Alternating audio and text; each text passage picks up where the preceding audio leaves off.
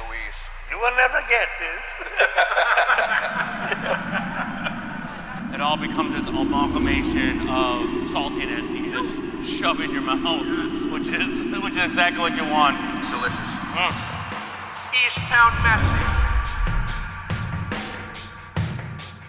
You both shut the fuck up.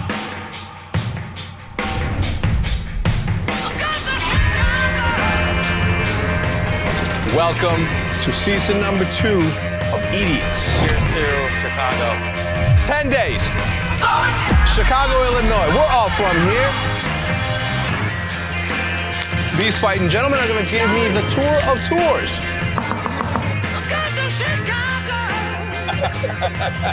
But more importantly, you're going to see the delectableness that is the best city in the world, Chicago.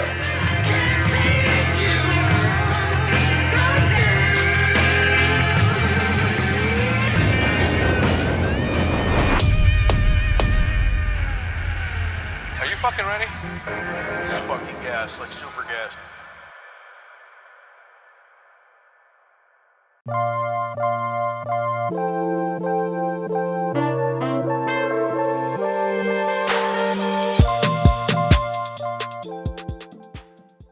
Ladies and gentlemen, welcome to another EAVESDROP podcast. This episode is number 161. 160 if you don't include the Dynasty podcast that was supposed to happen or the 60-50 podcast that wasn't supposed to happen. Doesn't matter. Neither here nor there. We have a very special guest. This dude has been around from the beginning of time, and I mean from the beginning of time. Co-founder of a website called 360 Icons. If you guys are old school and understand and know the history of Call of Duty, then you are very well familiar with Ego the Icon and, of course, Mr. Ice, Andrew Peterman, that I have sitting right here. Mr. Ice, welcome to the show. Excited to be here. Long time coming. Very long time. So I guess we can start with a bunch of questions. I don't even know where to begin. You and I have been friends for such a long time that doing podcasts like these are difficult because I already know everything that there is to know about you. I think the majority. And we've already talked for 3 hours today. And we already talked for 3 hours today in meetings. You are the COO of OpTic, Chief Operating Officer, which essentially means that you sort of oversee. You keep. How would you describe it? You're the bumpers on the bowling lanes. Yeah, and try to just keep problems from flowing down. Mm-hmm. Let people make content, not have to worry about anything else. More important from flowing up to me. That too. You're the shit stopper. Don't let my brain get infected by stuff like that. But I want to start with Pure Talent Gaming, PT, first team on Game Battles to ever go 100-0. Yep. Who was on that team? I think that was AOX, wasn't it? Army of Excellence. Art of Execution. Oh. So AOX. Rambo. That was originally was Prof, Prophecy. Crow, Play, and Nex. Play and Nex. And my little brother Jack made their logo. Oh my God, I didn't know that. Yeah. Get the fuck out of here. So that's actually how I got into gaming. Is we modded games. Mm-hmm. I coded, and he did all the art, like 3D modeling, animation, all that. Mm-hmm. And that's how I began. But wasn't Hastro involved in PT at some point? No, I think. Or I think he took the competed roster? against. Okay. Yeah. Yeah, I remember this one guy from PT. I thought the PT was the first team to go 100-0 on Game Battles, though. I was almost one of the teams. One of the teams. Okay. Yeah. And then what happened? Obviously, Game Battles was a thriving thing. Yep. What happened? What led you and Ego? How did you meet Ego? Let's start there. Because Ego's a character that I wanted to have on the podcast for the longest fucking time. Ego's great. So if I remember, I was in a lobby. It was probably an MW2 lobby with the AOX guys, and then Ego was in there, and we just went into an old Xbox Live direct chat. Yeah. And someone had told him that I knew how to make websites, and he was trying to the current ladder system and tournament system on 360 Icons was not working well, and so he asked if I could help make a new one, and I said sure. And then. Well, then I spent at that point I was a freshman in college. Okay. And really had no idea what I wanted to do. I knew that I could make websites, and I was pretty good at that, but I didn't really want to make a career out of that. But the gaming space was so it wasn't like it is today, where there's real job. Like these days, there's real jobs. Like there's accountants, there's all that. Like there's everything In esports. in esports. Yeah, of course. Back then, there were no jobs, and so it was a hobby for everyone. And so I absolutely loved the competitive Call of Duty space, and wanted to contribute. So I was like, sure. And so I spent the summer, instead of going and doing an internship somewhere else, I spent a summer building the new website. Yeah. And it was called 360 Icons. 360 Icons, legendary 360 Icons website. If you're old school Call of Duty, you know how important or how meaningful that website was, because it's good to have several places to compete in Call of Duty, right? Game Battle sort of being the de facto go-to was one thing. This was before MLG became a thing, right? What was it called before Game Battles? SOCOM Battles. SOCOM Battles, that's right. And then it became Game Battles, and then whatever. But you provided something that was easier to deal with from a competitive standpoint. It was more catered to the competitive side of things than it was to the casual people like me who just play GBs for the fuck of it. Yeah, we would run 2,048 team tournaments every single weekend. 2,000? Yep. And so there was this group of volunteers to referee it. I mean, just imagine when you have that many teams playing at once. Back then, everyone was there were some scumbags, and it's an open bracket, which is what people loved. Mm-hmm. So you had teams like, what turned into the OpTic roster playing on there. And if you were just a random person, you could create a team and play, and you could potentially match up against them if you made far enough. Yeah. Which is why everyone loved it. Mm-hmm. And the pricing was like $200. People were just playing for the passion. Of course. Do you think that there is a little bit too much work / business / profession that we've lost a lot of the passion for the esport? And it's just all across all esports, right? Like this isn't just for Call of Duty, it's gaming in general. Definitely. I think it would be hard to argue otherwise. There's still so many passionate people, but I think often some of that gets buried under just structure. I started my career in gaming as a referee. Did you really? For NX Gamers. I had no idea. Do you remember NX Gamers? Yeah, NXG. I used to be a ref before I joined OpTic. I used to be a ref. The reason that I joined OpTic was because I was a ref, and I became really good friends with Jay. And by the time that everybody left, and OpTic was sort of left just to me and me, because Diesel at the time was playing with Rage or some shit. Not the sniper team Rage, but anyway, it doesn't fucking matter. Long story short, as a lot of you know, I started off as a ref, which just, again, volunteering. Now, mind you, I am a 26-year-old dude with a house, responsibilities, full-time job, but I couldn't do anything else but I wanted to be better at Call of Duty, and what better way than to learn, and what better way than to learn from the best by refereeing that. So I always, I forget that I started as a ref sometimes. You know what I'm saying? Like it's been such a fucking whirlwind, blink of an eye scenario for me that like I forget that I started as that. So anyway, back to the passion on this thing. Eagle obviously was, I mean, still to this day, there isn't a single Call of Duty player, I don't think, that doesn't owe in some way, shape, or form a nod to Eagle. The entire, I would say that the entire Call of Duty, competitive Call of Duty community does. Yeah. Because 360 Icons filled a gap at a time when there was really nobody else. That's right. Did 360 Icons do the Frack Up? Yeah. Okay. Yeah, so, with Fwiz. Fwiz brought that to us. Yeah. From Machinima. And the reason he brought it to you guys is because Sonny and Sepso over at MLG/Game Battles wanted a bigger deal from Machinima, which is fine. Yep. But, there was no money being allocated for this one specific thing. And, Fwiz said, you know what, I know a guy. And that's when he went to you and Ego. Eagle was the manager of Envy at some point, right? Also? Yeah. All right, we'll get to that. We'll get to that. All right, so 360 Icons is founded. You throw a bunch of tournaments. you fill the gap in for a lot of the people that were like up and comers. But I don't want to turn this about the Ego thing, but it's an important piece because it involves 360 icons. But Ego was the guy that found Karma and a bunch of other fucking people out there, but like he discovered Karma and set him, like, I think paid for some of his travel and like all that shit. So Karma is one of the guys that owes a lot to Ego. I don't know shit to him, but he was such a good friend of mine for such a long time that I always make sure that I pay my dues to somebody like that, because without his involvement or without your involvement also, right, is that so. All right, so 360 icons happens. What was it like to run that website, and when did it end, and why did it end? So it was especially on the weekends. I was a full-time college student. Oh wow.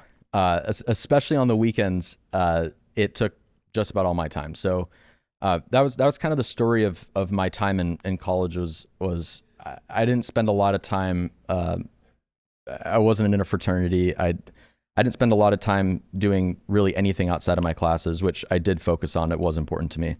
I spent most of my time working on stuff like this. What did you major in? Computer science is what I ended up majoring. I went in not knowing what I wanted to do. Yeah. It was like a general engineering. It was kind of like you got to take a year and sort of like test everything out. But after doing 360 icons, I was like, I might as well just go computer science. I'm good at it. Yeah. So that's what I went. So what happened? How much were you getting paid back then by 360 icons?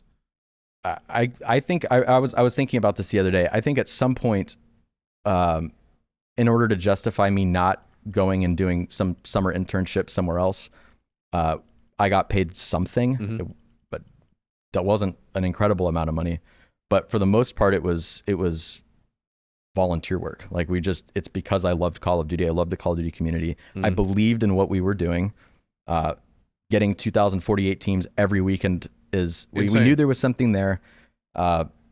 We just started to the whole sponsorship like that had just started to open up a little bit. There were some I don't think it exists anymore. There was some energy drink company that doesn't exist anymore that did one sponsorship. Drink Redux, the cocaine. Remember Cocaine Energy? No, that was our first sponsor. It was one of those. Product. It was one of those. Yeah. And towards the end, I can see on here we have like a ranking system. So I tried to build out a way for there to be an actual like an overall leaderboard for people that participated every week. Rambo's number one on there. Then Foreplay. Yep. Then Sharp. Then Ego, who also play Call of Duty. Yep. Then Mainstream. I don't know who that is. I don't remember Discoverable. I don't remember Devastation. I remember Moti. Striker. I remember Striker. Was that Carbon? I don't remember that. Anyway, long story short, what ended up happening? I just didn't have time anymore. College got. My junior and senior year, it became hard to spend the time that I needed to spend on 360 icons. I just couldn't dedicate the time to, and I didn't want it to I didn't want to just kind of fizzle away there. So I talked to Ego and I told them that the site would keep running. I was happy to check back in and help if something went wrong, but I wasn't gonna keep developing some type of like ladder system or anything like that. So I don't remember when 360 icons stopped operating, but it was sometimes after that. So then obviously like what year was this, like 2010, 2011? So I went to college 2009. I think MW2 came out that year, and like November of that year. So that was my freshman year. So I graduated in 2013. I stopped doing 360 icons maybe 2012, 2011, 2012. That sounds right. And I obviously still was like loved the space, and I would still watch. And I think what I shifted to do during that time when I had less time was I was building these little programs to help people not get DDoSed. If you remember, it was a nightmare back then. If you turned Skype on the wrong way, people had your IP address, and so I was building some software that basically just, long story short, is it just it helped protect people from that, specifically streamers. Who are some of the people that you helped back then? People in OpTic. Yeah. So it was Nade and Rambo and Seth and everyone that was around back then pretty much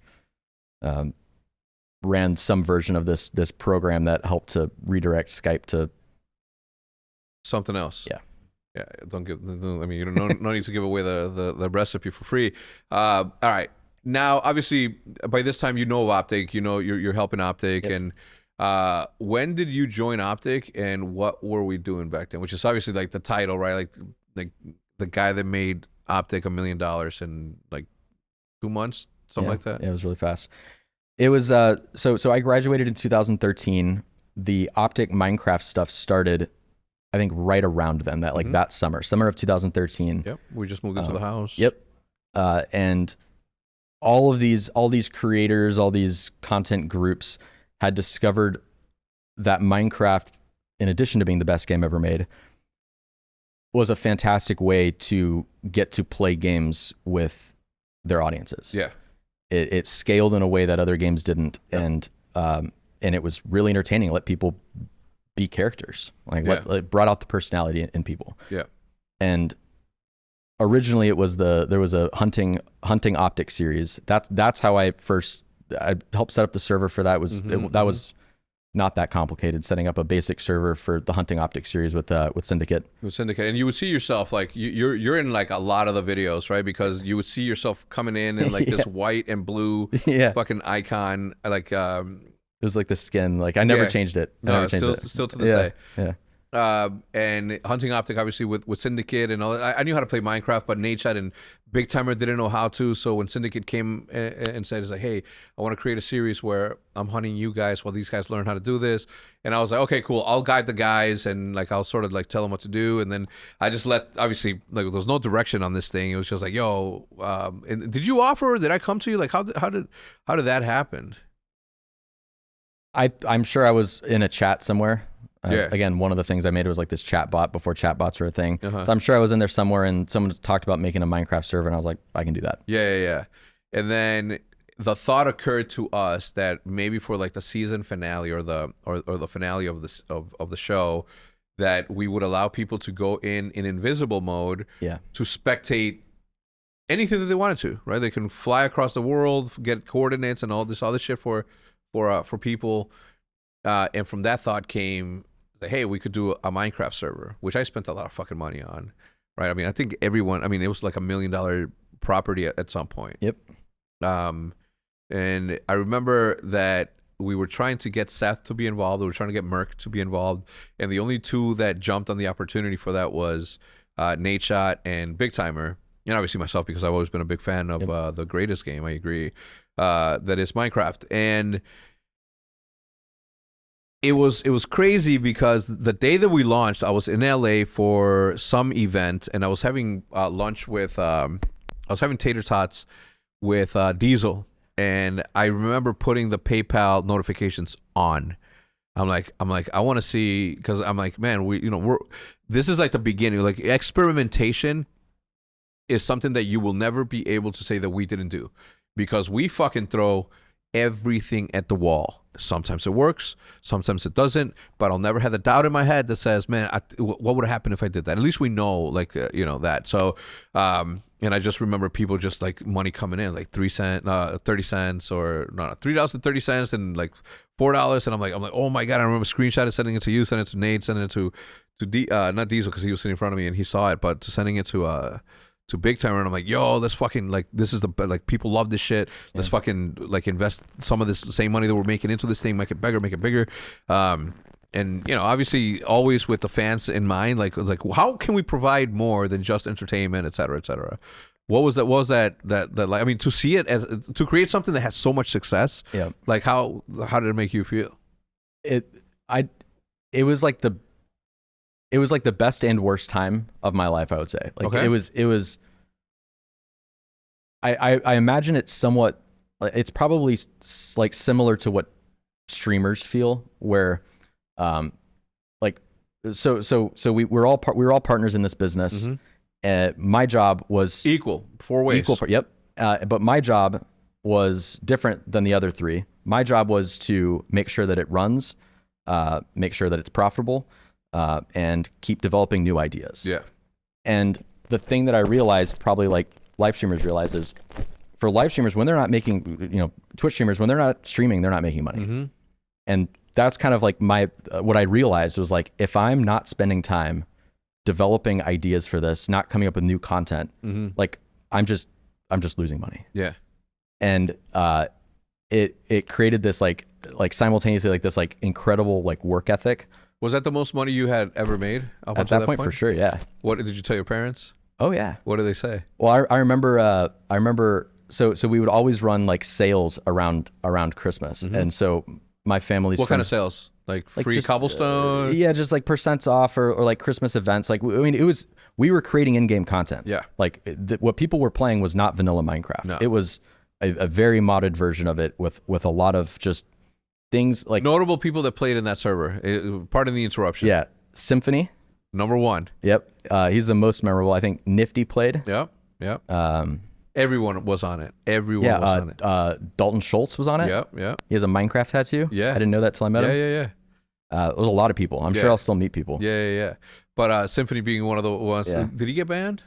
You got kicked. No, he talked about it in the podcast. Okay. Fucking 3 years ago. Yeah, he did. He got. What was he doing? He was doing that glitch where you like crouch and you're indestructible. What was that? Anyway, let's not get into it. But anyway, like very, very prominent figures now had a humble beginning and humble start back then in this server. And this server offered not only entertainment, but it offered such a great pastime that it was almost impossible to get off of it. For me, for Matt, for Big T. So and I was addicted to making content for it. I loved it's that creative. It was my way of being able to express creativity. Yeah. Was being able to make stuff that people got to play and enjoy, and I got the feedback instantly. That's why it was. My hours were terrible. I would stay up for 24 hours or more. And, but it was simultaneously the best and worst time of my life. So tell me, what did your parents say when you told them? So I was in the car. So we did the sale. We did a Christmas sale every year, holiday sale. We did a couple of them. Tried not to do too many of them. Yeah, of course. But everyone knew that there was going to be a holiday one, and I remember getting in the car with my family to drive from home to where we went for Christmas, and I was just sitting in the car and I was just like refreshing the page. And I was like showing, like, I was like, watch. Yeah. And because like, that was, we did a combined like, reset, server reset, server wipe, with the sale. And it just meant that every Christmas was, really important. Yeah. For the, for the server and the longevity of it. Yeah. Ultimately we ended up winding down because of EULA. Yeah, I think, when Microsoft acquired it, they did not take like the Roblox approach, where like Roblox and Rust really encouraged and incentivized third-party monetization, which like created so much content they were kind of afraid of it. And I thought a lot about it. I think it kind of makes sense to me. Minecraft at that point appealed to such a young audience that like the one thing, if you're Microsoft and you're trying to acquire Minecraft, something that is one of the most valuable IPs in the world, the riskiest thing possible is making it feel like it's unsafe for kids. Yeah. And so even though I think it was a mistake, and I think they could have built a system, an ecosystem that was more regulated and still incentivizing for people like us, their decision was just like, this is too risky. We just got to kill it. Yeah. Where are servers now? Do they still exist? Some still exist. Most of the ones, I think Hypixel is probably the most popular one. They took all the money they made, which was probably very substantial, and they invested it into making. What's substantial? What do you think? Really hard to tell. It's at least what we had. It's probably $40 or $50 million. Jeez, how many guys maybe were there? more? A lot. A lot of guys were working on that. Yeah, I mean, I know at some point they had hundreds of thousands of concurrent players. No. How many people behind the business? A lot. There's probably a team of 100. I really don't know. I mean, developers? Not all developers. I mean, because you still have. I mean, they ended up structured a lot more like a traditional game studio. Like they had, they had all the different. They had art, and they had like gameplay and builders, network. Like network administrators, and it was a serious operation. Yeah. And like 50 mil, you think? And they said, and then I mean, that could be low. I don't know. I don't know. I know that because you're from Hypixel, DM me. I will not tell a soul. I mean, I'll tell my people right now. I will say that they were so high profile that they had to abide by the rules they had a lot more pressure than anyone else, so they were the number probably ones, weren't yeah. able to monetize like After their the sale. business like to the same extent that Yeah. everyone else was. And then they took their money and then they reinvested into something else, right? Like an Hytale. actual, Hytale. So Hytale, they made a new studio to make a new game. It was a response to Microsoft's acquisition and the change of that business. Yeah. They said, well, if you're not going to let us do it in Minecraft, we'll just make our own version and we'll let other people do it. So that got acquired by Riot. Yeah. And they've been working on it for a couple of years. A decade. Been a long time. Yeah, I know that. And where is it? They have some developer posts that are out. I think they've gone through. What they're trying to build is something that is going to rival a Roblox and a Fortnite. Like that's kind of how they're thinking. So it's not really a surprise to me that they're trying to get it perfect. Yeah. They don't own Fortnite's huge advantage is Unreal Engine. The fact that they own Unreal Engine, they don't have they're trying to build basically a game engine that people can create content in. Yeah. So I can see why it takes so long. Yeah. No, I mean, again, it's one of the ones that I've been looking where is it, right? As a fan, I'm like, where the fuck is this thing? I've been thinking about I have an internal struggle almost on a daily basis or on a weekly basis. Okay. One, do I restart Game of Thrones or do I start a new fucking Minecraft server? At least twice a week when I'm mega bored, I get home and I'm just fucking beat and I'm like, man, I wish I could just zone out and do some Call of Duty. It so many things have to happen in order for me to be happy playing Call of Duty. So many things. Yeah. One, work can't be work. And right now work is work. Game battles obviously is a big part of it, but I don't play enough to be able to compete. So I'm just like, man, what do I do? I either start Game of Thrones, which I don't want to. Although I believe that if I get stoned enough when I'm in LA, that if I watch Game of Thrones again, because it's been such a long time since season 1 came out. When did it end? In 2019? So it's been a good almost 5 years. Do I wait to 10 years? Or do I start a new fucking server and just you know what I'm saying? It's I always struggle with this thing. And you're my guy for that, right? Every single time we start a server. I think about it all the time too. I still get messages. There's still an old OpTic Craft Discord that I'll just message some people. Fuck yeah.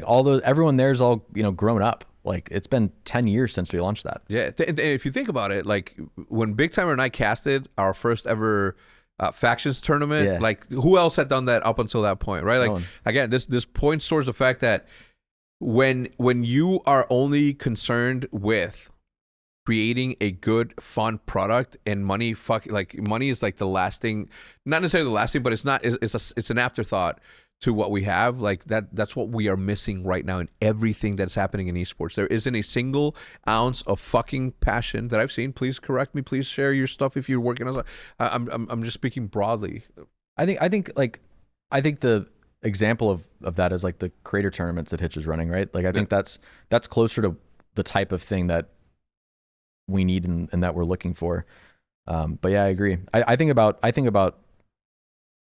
Minecraft all the time. I think about the fact that I haven't looked at the game in at least 5 years. Minecraft's been a big part of your life.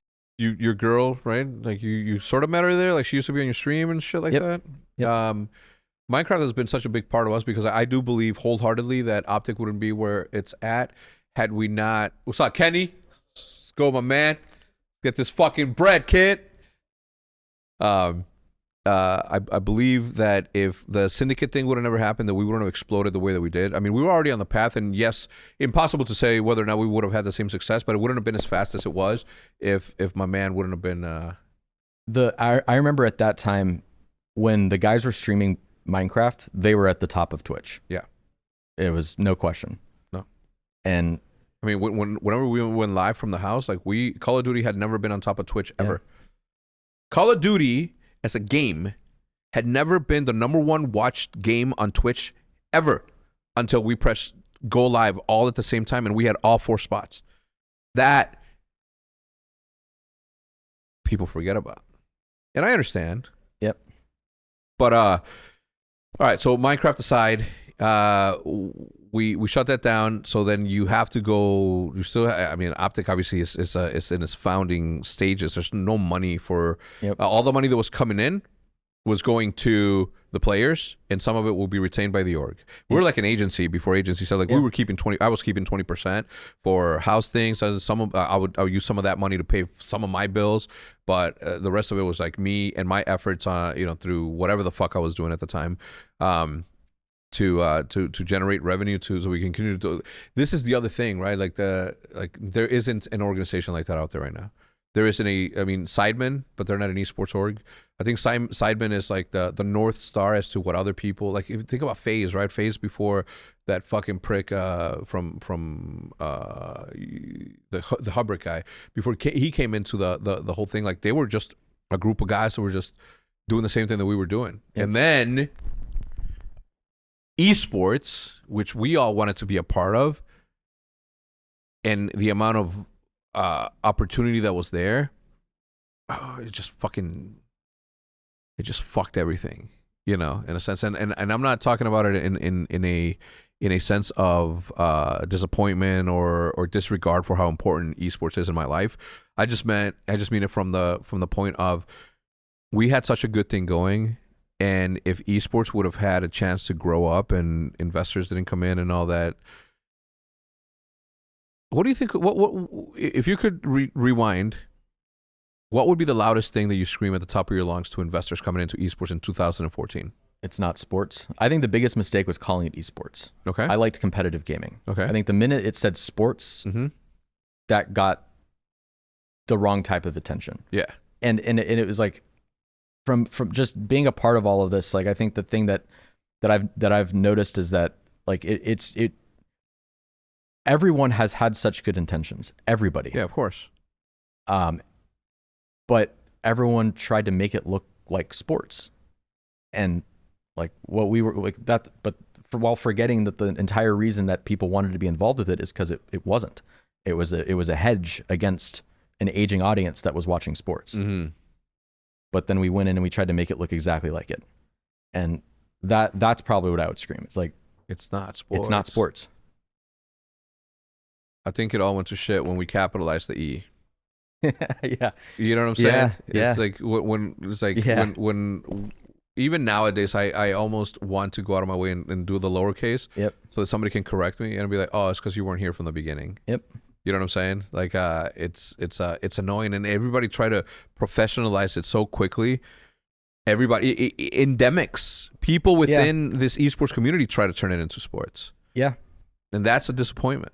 But neither here nor there. Look at the fucking house that we lived in. You know what I'm saying? Yeah. Like it did its thing. But I mean, I can argue that the only reason that we were able to afford a house like that, and again, this house right here, no investors.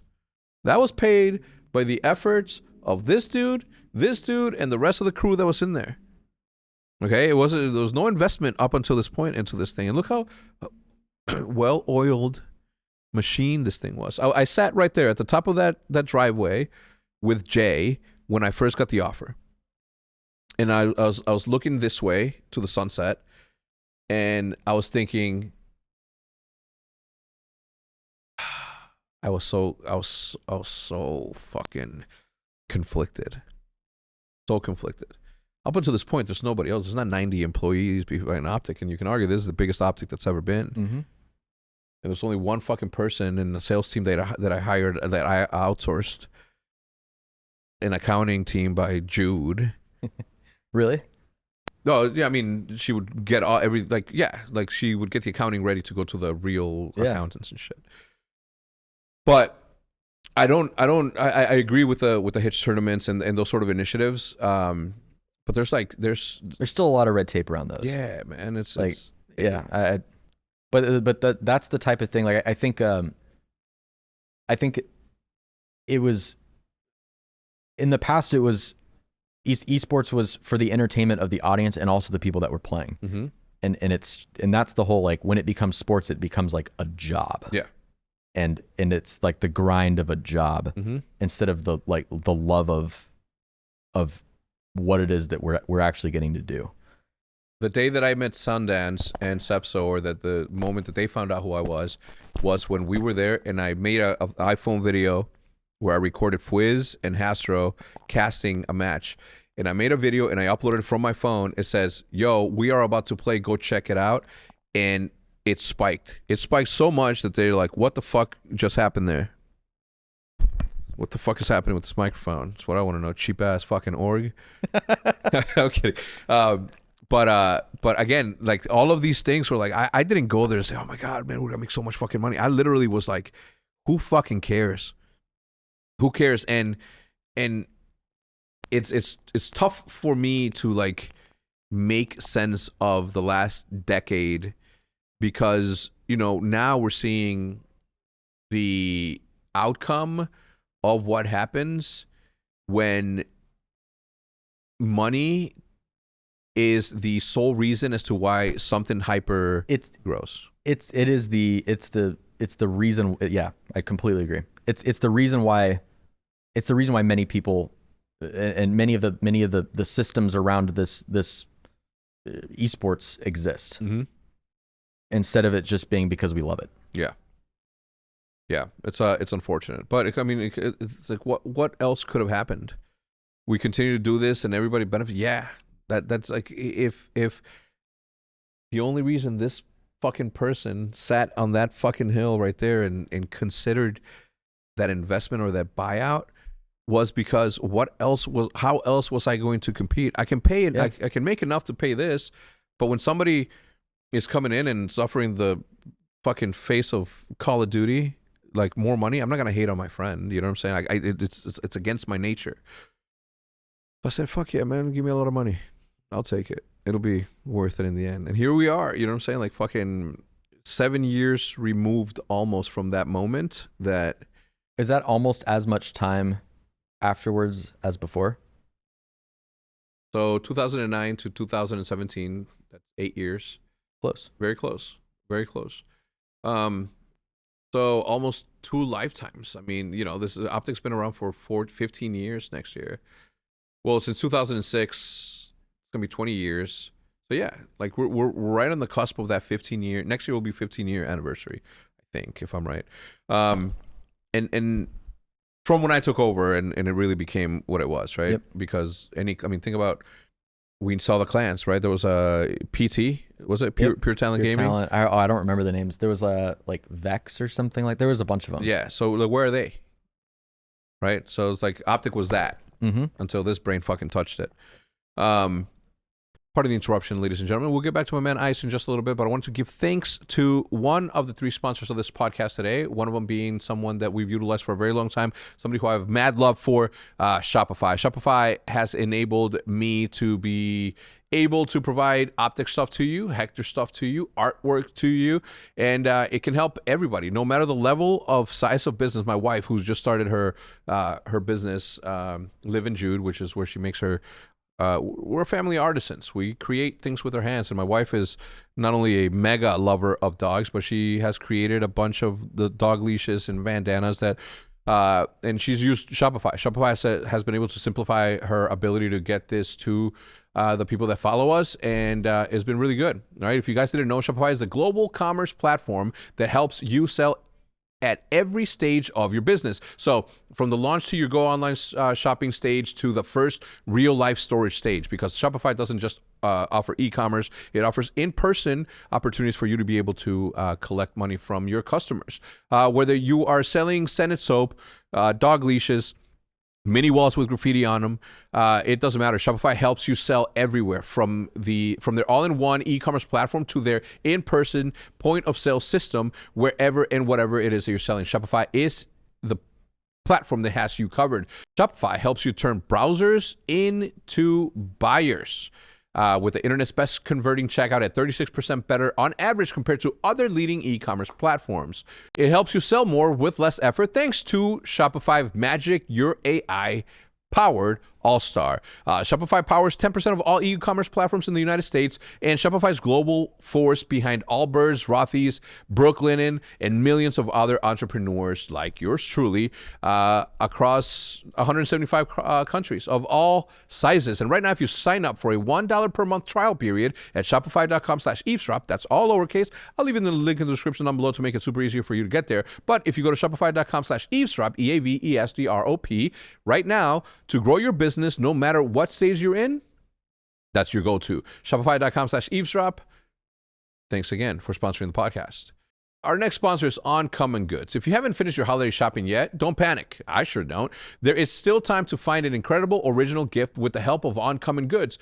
UncommonGoods.com has the absolute best gifts for everyone in your life. We're talking moms, dads, teens, in-laws, besties, COOs, production managers, everything. Uncommon Goods has a unique and creative gifts, often handmade by independent artists and makers. So skip the gifts that scream last minute and find something truly original at uncommongoods.com. Here are some of my favorite things from their site. This is an iPhone escape room.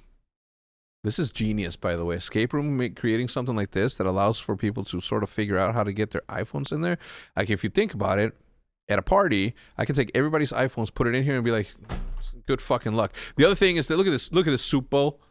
Look at this bowl of soup. It's got a nice little nose on it. Hard to grab, personally, but if you go like this and you're sipping, it's pretty good. Looking for a gift you don't have to worry about getting lost in the mail? Well, Uncommon Good experiences are more than virtual classes. They are unexpected opportunities to have fun and connect in new ways, from tarot card readings, lunar astrology charting, cooking and mixology classes. Who doesn't want to learn how to make a good old-fashioned, gosh darn it? I know I do. Crafts, gardening, and so much more. And with every purchase you make at Uncommon Goods, they give $1 back to a nonprofit partner of your choice. They've donated more than $2.5 million to this date. And right now, to get 50% off your next gift, go to uncommongoods.com/eavesdrop. That's all lowercase, and I'll leave a link in the description down below to make it super easy. But that is uncommongoods.com/eavesdrop for 50% off. Don't miss out on this limited time offer, Uncommon Goods. We are all out of the ordinary. Next, but certainly not least, is Henson Shaving. Now look, this, I haven't applied it to me, but I have used it. And what I like about it the most is that it comes with this little razor. It has this old school vintage feel to it, but it's very modern and it has like this solid feel to it. You unscrew the top as you did in the old school. You put the blade in there, you screw it back on and shave away. And that is why you need to meet Henson Shaving. Henson Shaving is a family-owned aerospace parts manufacturer that makes parts and has made parts for the ISS, the International Space Station, if you guys don't know what the acronym means, and the Mars rover. And now they're bringing their precision engineering to your shaving experience. Razor blades are like diving boards. The longer the board, the more the wobble. The more the wobble, the more the nicks, cuts, and scrapes. A bad shave isn't a blade problem. It's an extension problem. So by using aerospace grade CNC machines, Henson makes razors that extend just 0.0013 inches, which is less than the thickness of a human hair. That means a secure and stable blade with a vibration-free shave. It gets better. The razor has built-in channels to evacuate hair and cream, which makes clogging virtually impossible. It is the best razor, seriously. Henson Shaving wants to be the best razor, not the best razor in the business.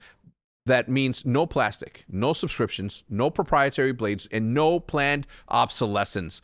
And guess what? It's easy on the pockets. It's very affordable. The Henson razor works with standard dual-edged blades to give you that old-school shave and the benefits of the new school technology. Once you own a Henson razor, it's only about $3 to $5 per year to replace the blades. So it's time to say no to subscriptions and yes to razor that'll show you a lifetime full of bliss. Visit hensonshaving.com/eavesdrop, all capitals. I'll leave a link in the description to make it easy for you. But to pick the razor for you and use code EAVESDROP, that's EAVESDROP, and you'll get 2 years' worth of blades free with your razor. Just make sure to add them to your cart. What does that mean? When you go to checkout, add the blades to your razor. You'll get the discount there. They'll subtract it, and they'll give you those 2 years' worth of blades for free with your razor.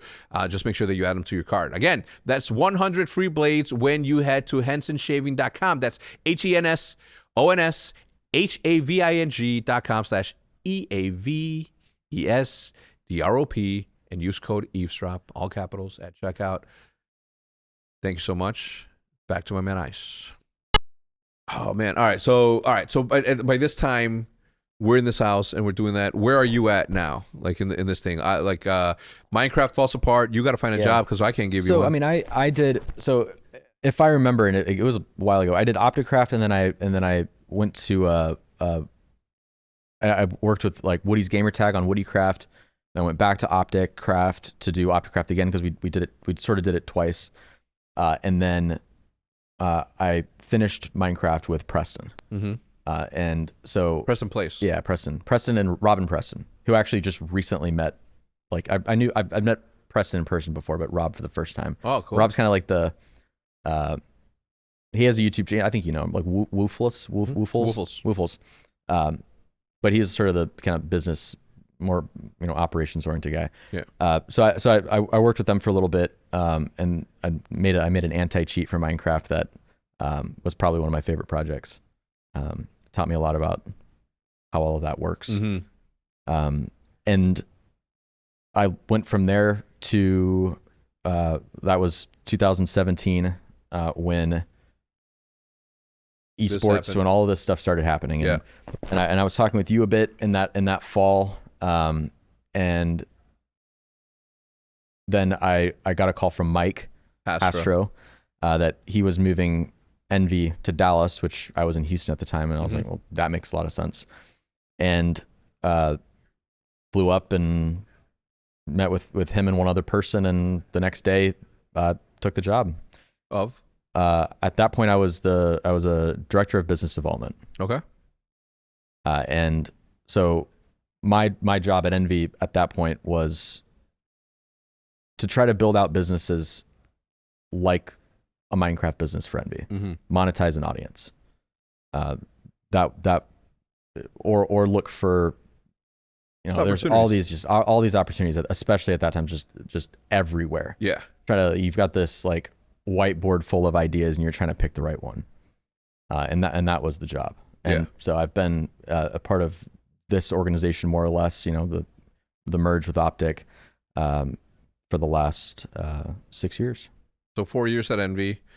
When you first heard about the merger opportunity, how did you feel? I was about time. Well, about time how? About time that you worked for OpTic, or about time that the merger happened? I got, obviously we worked together through the OpTic Craft times, and just even before that on just random streams, just random stuff. But I hadn't really gotten to work with you in a kind of in the mature business environment. Worst thing about working with me? It's worse and best. I can get most of your time if there's breakfast in front of you. That's right. My most important meetings, the meaningful ones, happen at breakfast for me. So I don't ask you for meetings, I ask you to go to breakfast. That's right. And it's also the best one. Yes, it is. Fucking delicious foods. And I've learned a lot of great spots as a result. That's right. All right. So now finally, the merger happens, which facilitates us working together. Yep. How have the last 2 years gone for you? It was sort of surreal because, I was a distant part, but I felt like a part of the OpTic family from 100%. 2013 to 2000. And then it became really difficult because I was working for Envy, and all of this stuff was happening with OpTic that I was not a part of. And, there are new people that I had never met before, that had become really, really important to OpTic, and I just didn't know them. And important to OpTic and important to the Green Wall that I didn't know. And so it was a difficult, it was a really tough line to walk where, on paper, I was responsible for a lot of people and a lot of, content, for example, that I was not going to touch because the people there knew better than I did on how to make content or whatever for OpTic. And so it was simultaneously this responsibility of on paper managing a group that I knew the best possible thing to do was just try to keep, and that's at the very beginning when I said my job is to keep problems from like being a shield. That's what I've been trying to do for the last 2 years, is just keep the problems, have them stop at me. and let people just keep making content. Yeah. The state of esports, obviously, right now, obviously, we've seen a bunch of, we just saw the version 1 merger with G2. How do you feel about it now? I think it's a healthy cleanup. I mean, there's going to be a lot of consolidation, which is healthy. I think we're seeing creators have more and more opportunities. It's an old reference, but like I love using this example, but like, what Shopify allowed artists to do, where you don't need to like, you can just put your stuff online by yourself. You don't need help. Creators, there's just been this meteoric is the opposite. There's been this incredible rise of creators. Well, I think meteoric is the right thing. Well, meteoric is down. Coming down. Yeah. Oh, so it's up. A rocket. Yeah, a rocket. Yeah. And I think that'll continue. I think isn't that interesting, the psychology of the statement that I just made? Right? I associated esports with a meteor. Yeah, it's true. And you were thinking of the complete opposite for creators, which is I think so. I just think I think ultimately we'll end up where we should have been. We just took a bit of a detour. Yeah. I think if we'd have let esports be competitive gaming, I think we would have ended up with the people that are playing streaming and monetizing their audiences directly. Because I think that's what people. I think it's very clear people want to watch. Like, let's use Shotzzy as an example. People want to watch Shotzzy.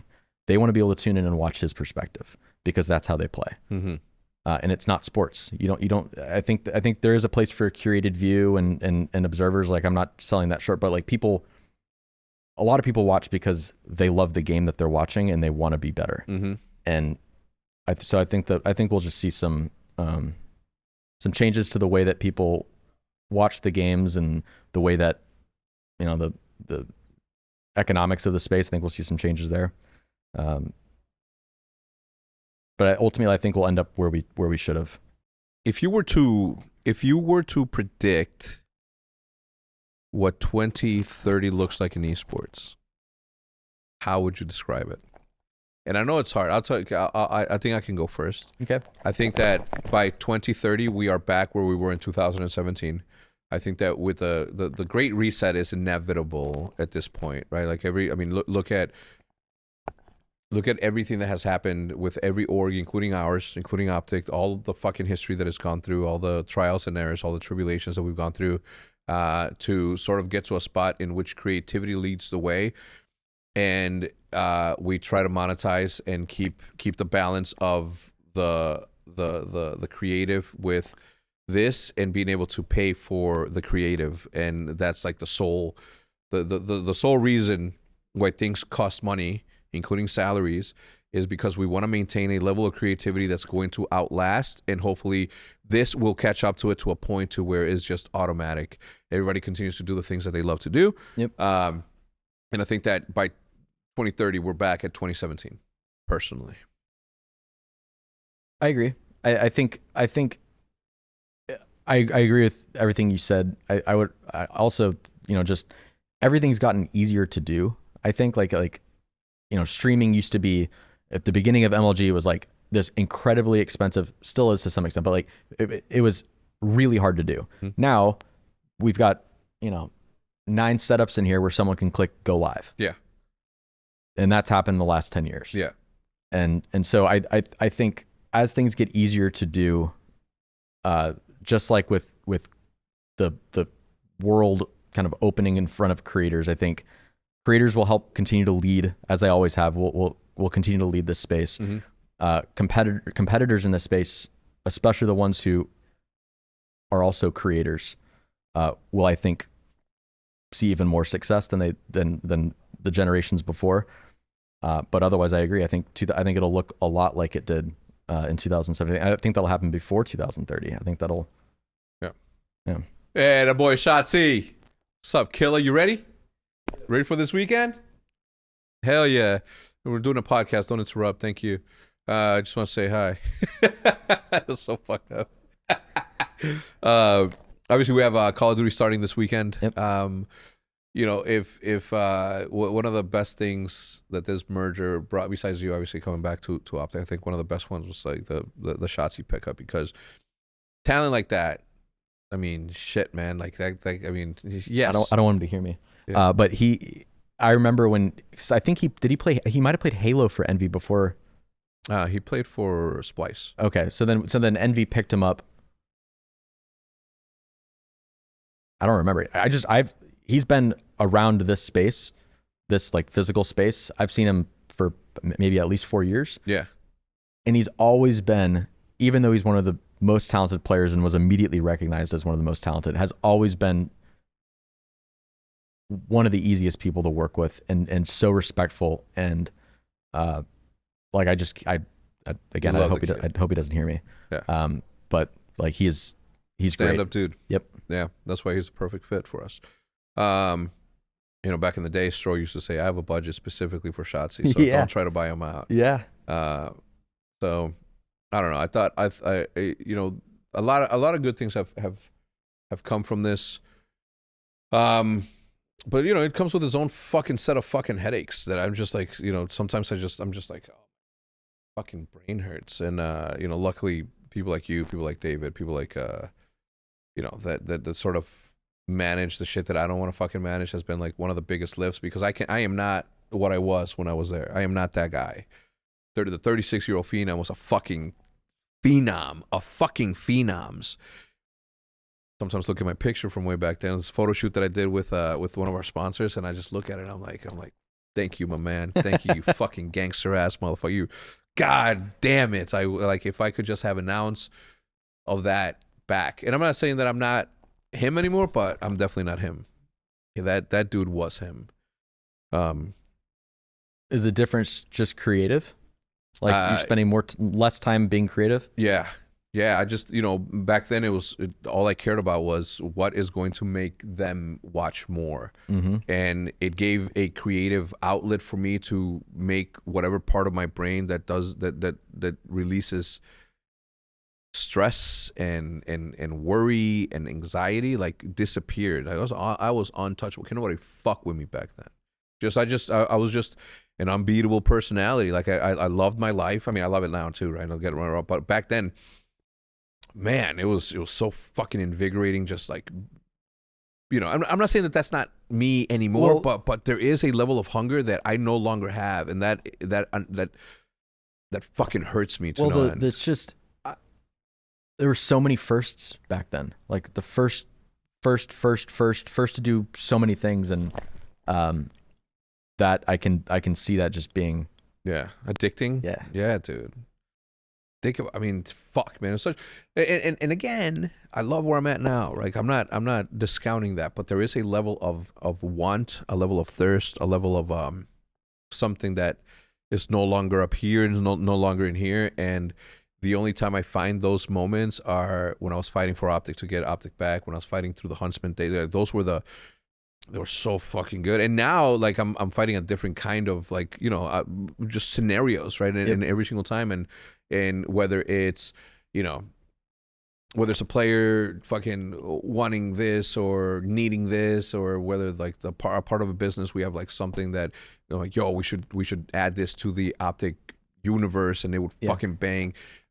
Bring in fucking OpTic Nation, for example. It's something that I've wanted to do since 2016, but it was going to start as something completely different. It was going to be some loot crate, but now we have the ability to do shows like Idiots, and you know, those sort of moments are fucking like, oh man, it's like those are the moments that I fucking just get me so fired up that I'm like, I feel like the 36-year-old phenom as a 43-year-old, and it's crazy to think that those. How long ago, man? That's a decade ago. Yep. You know, well, actually, 6 years ago. Who cares? Fact of the matter is that esports isn't what it was, and that comes with growing. Like the growing pains that they talk about, those are these moments, right? Yep. Because the football went through this, NBA went through these, I'm sure, right? And because sports had already been established for over 100 years. everybody thought that because of the power of the internet that we can get there that much quicker. And sure, that is a possibility. Sure, of course it is. But at the same time, there is a level of respect that we have to give time and process before we are able to truly just fall in love with the fact that things can be done through shortcuts. Yep. And that is what a lot of people took in the last decade, unfortunately. Yep. Well, listen, if you don't have any more closing comments, guys, his information, you don't even do social, but if his socials be down there, thank you so much for joining. It's a long time coming. I wish we would have done this so much sooner, so this could have been a second one. But thank you for everything that you do for OpTic, man. Thank you for everything you've done for OpTic. You'll always be a very close friend of mine, not just because of what you've done for OpTic, but because of your very intelligent brain. And I appreciate somebody to bounce ideas off of, as I do with you. If you guys have any questions for my man, do leave them in the comment section down below. I want to thank the sponsors again, Uncommon Goods, Shopify, and Henson Shaving for sponsoring this podcast. And a couple of podcasts ago, I said that I was going to give up on EAVESDROP. I heard that. I might be changing my fucking mind. God damn it. We'll see you guys next time. Goodbye. Lay off me, I'm starving. I mean, jeez, Louise. You will never get this. It all becomes this amalgamation of saltiness you just shove in your mouth, which is exactly what you want. Delicious. Easttown Massive. You both shut the fuck up.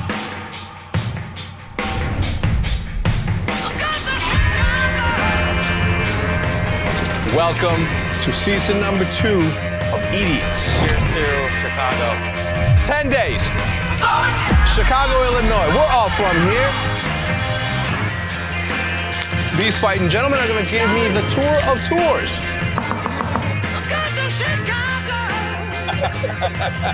But more importantly, you're going to see the delectableness that is the best city in the world, Chicago.